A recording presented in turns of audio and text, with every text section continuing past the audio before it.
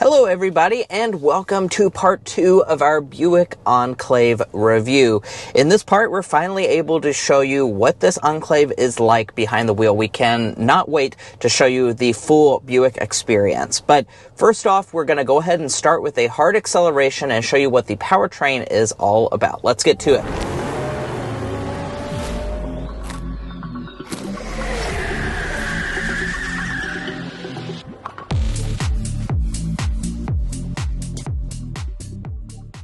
Now, I do also want to point out that we will be discussing quite a few different things in this test drive, as you can see on the screen right now, including getting our sound level reading so we can see how quiet this Avenir model is. And if you're looking for part 1, where we go through all the exterior and interior features of this Buick Enclave Avenir, you can find that live on the channel already. But let's go ahead and get to it.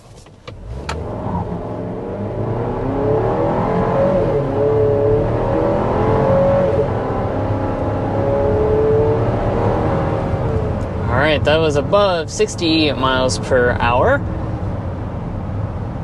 And, overall, that was pretty strong acceleration. So let's kind of recap a little bit about those specifications that we covered in part 1. With our new generation of Enclave, we have a brand new powertrain. So previously you had a 3.6 liter V6 engine. We've now moved to a 2.5 liter turbocharged 4-cylinder engine. This goes for all 3 trim levels of the Enclave, and there are no other available options. However, power is really nice with this powertrain. So this has 328 horsepower and 326 pound-feet of torque, which are both improvements over the previous V6. In a quarter mile, turn right onto Northwest Thatcher Road. Yeah, I have to say, the torque really will push you back in your seat. Well over 300 pound-feet of torque is a very impressive figure. So let me go ahead and mute the navigation there so it's not blabbing the entire time. But yeah, over 300 pound-feet of torque is really, really good, guys. And, the horsepower figure, like Drew said, is an improvement as well. So I think you're going to notice that even though this new Enclave is a very big vehicle, it does get up to speed just fine.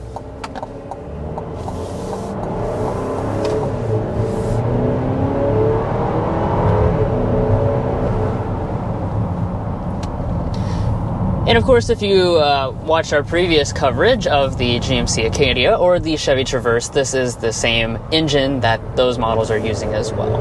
Yeah, I will say, though, one of the things that we have been noticing this morning since we took off was the fact that we feel like it's a little bit quieter than in those 2 other applications, which I think is a good thing. That was one thing I complained about in both the Acadia and the Traverse, was the fact that this engine is a little loud, a little unrefined sounding. The actual NVH is quite good, besides for the noise entering into the cabin. So I'm happy that for the Buick, they've kind of given you a little bit more of a luxurious feel by quieting down the engine noise, whether that just be because the cabin itself is quieter or if they've done something with the tuning, but I think it is a little bit quieter inside of here. Yeah, and they've definitely done some things to just make the cabin in general quieter, and we'll talk about that when we get our sound level reading. But yeah, overall, when you really stand on it and get to those high RPMs, it certainly does seem quieter than its 2 siblings.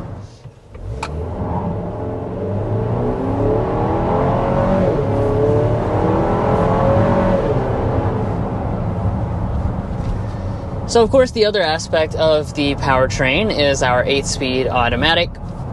This is a very nice and smooth partner to this engine. Of course, most of the time, you're not hammering it to the ground like that, especially in more of a luxury SUV like this.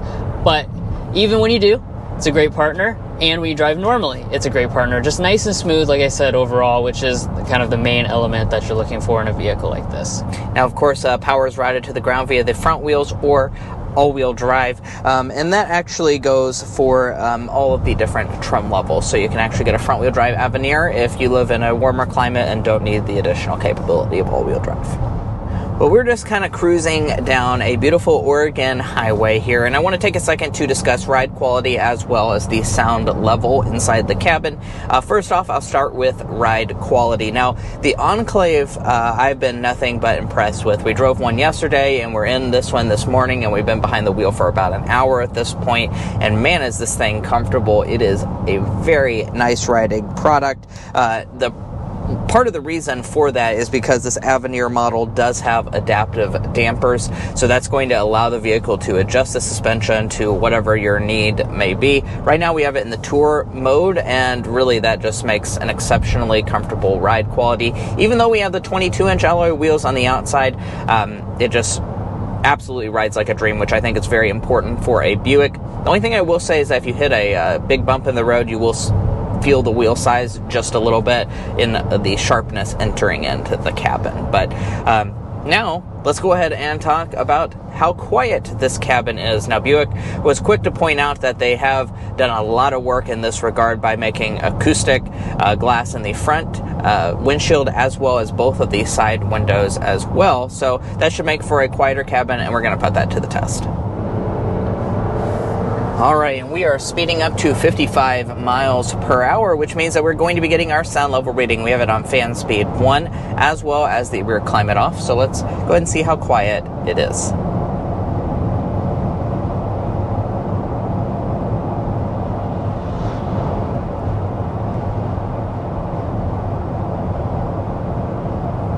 .5 decibels is what we have settled in at as our official sound level reading here in Oregon. I say official lightly because we are on a media drive in Oregon, which is not our, home stretch of Kentucky roads. We do, of course, look forward to sampling it out and getting the official sound level reading when we get one of these for a week back home. But overall, that's a very good reading, and I don't have to sit here and guess. I can go to carconfections.com/sound level readings, and on our website, we posted all the cars that we review on this channel.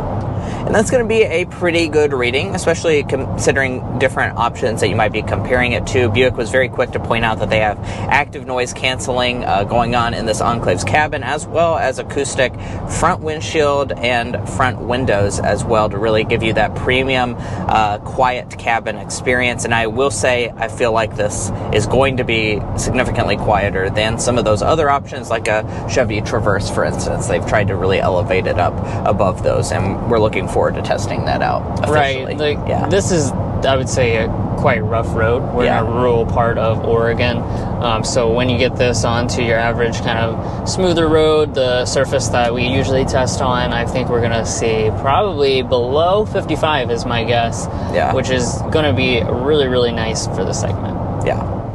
And let's talk about some other practical things, such as fuel economy. I'm sure you're curious about that. How is this four-cylinder going to perform? So we are going to have a small improvement over the previous V6, so that's nice that we are seeing some benefit. We're sitting at 20, 27, 23 for the front-wheel drive version of this vehicle, or 19, 24, 21 if you choose all-wheel drive in the Enclave. Now, it's worth noting those are pretty good fuel economy figures. They're not going to be class leading per se. It's going to be actually quite similar to some of the other offerings that may be V6, depending on what you're comparing it to. And do note that there is no hybrid offered on this Enclave. And that today is going to be our airball for this new Enclave, is just that switch to the four-cylinder that doesn't really benefit your fuel economy that much. Yes, we do have good power figures out of it, but especially if you're cross-shopping between something like this and an Acura MDX, I think you're going to find a lot more refinement in the powertrain experience with the V6 as compared to this four-cylinder. Right, that might just be the greatest thing that you end up missing from the previous generation or versus the competition. Now, let's talk about what you definitely won't miss from the previous generation, and that was the cabin. So they have just changed this a night and day difference. The luxury in here is dialed up so much compared to the previous model. This is really just a beautiful cabin. On this platform, I believe currently the plan is that there's not going to be like the Cadillac XT6 successor. So this kind of, I feel like, takes the mantle of that Cadillac position on this platform now. You've got a very Cadillac-like technology experience and just a lot of luxury inside of this interior. As far as last things worth mentioning, we do have a 3-year 36,000 mile basic warranty, 5-year 60,000 mile powertrain warranty. You do also get a complimentary service visit as well. But guys, that's going to be where we leave off on this Buick Enclave Part 2 review. Like I mentioned at the beginning of this video, if you're interested in learning more about the Enclave on the outside, the inside, all the tech, the rear seat areas and all of that, we do have a review on the channel that details into all of those things. We wanted to focus here in this video specifically on the drive. So go ahead, hop over to Part 1 if you're interested in learning more. And if you're interested in learning more about cars in general or just enjoyed watching, we'd really appreciate it if you hit that subscribe button down below. By subscribing, you're going to get more car reviews like this. You're also going to be a part of our Car Confections family. We have a lot of fun on this channel, and I promise you won't want to miss out. So go ahead and do yourself a favor, hit that subscribe button. If you're already part of our family, thank you so much for your continued support. We'll catch you next time as we sample more of the latest automotive delicacies.